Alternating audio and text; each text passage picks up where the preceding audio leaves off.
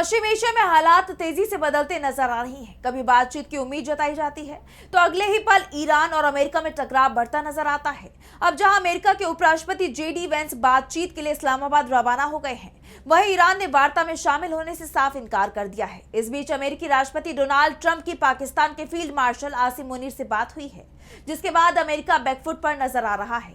देखिए report. America और Iran के बीच बातचीत होगी या जंग, ये सवाल गहराता जा रहा है, क्योंकि एक तरफ बातचीत की तैयारियां हैं और दूसरी तरफ दोनों पक्षों में बढ़ता तनाव। पाकिस्तान में जहां इस्लामाबाद को रेड जोन बना दिया गया है, वार्ता का मंच तैयार कर दिया गया है। अमेरिकी उपराष्ट्रपति जेडी वेंस कुछ ही घंटों में इस्लामाबाद पहुंच जाएंगे, लेकिन ईरान बातचीत के लिए तैयार नहीं दिख रहा। ईरान के विदेश मंत्री के प्रवक्ता इस्माइल वकाई का कहना है कि अमेरिका की तरफ से हॉर्मुज स्ट्रेट में ईरानी झंडे वाले एक मालवाहक जहाज को जब्त करने के बाद सरकार की वार्ता के नए दौर को लेकर कोई योजना नहीं है।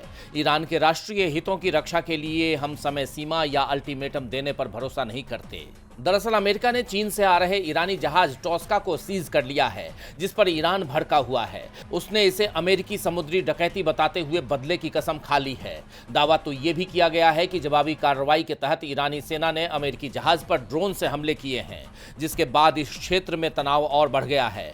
शिपिंग डेटा के मुताबिक पिछले 12 घंटे से हॉर्मुज से होकर गुजरने वाला जहाजी यातायात लगभग ठप पड़ा है, जिसका असर तेल की कीमतों पर भी देखा जा रहा है, जिसमें फिर उछाल देखा गया।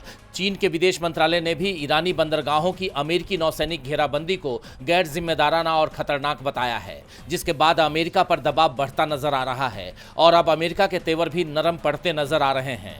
मीडिया रिपोर्ट्स के मुताबिक अमेरिकी राष्ट्रपति डोनाल्ड ट्रंप की पाकिस्तान की सेना प्रमुख आसिम मुनीर से फोन पर बातचीत हुई है।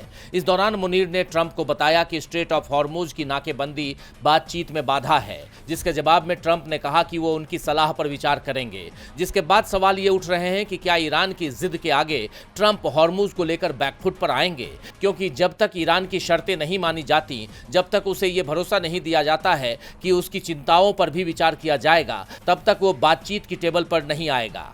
ऐसे में सबकी निगाहें ट्रंप पर हैं कि वो इस पर क्या फैसला लेते हैं। हालांकि रूस ने जरूर इस बात का भरोसा जताया है कि खाड़ी देशों और वैश्विक अर्थव्यवस्था के हित में अमेरिका और ईरान वार्ता जारी रहेगी और अब इस पर अंतिम फैसला ईरान को लेना है।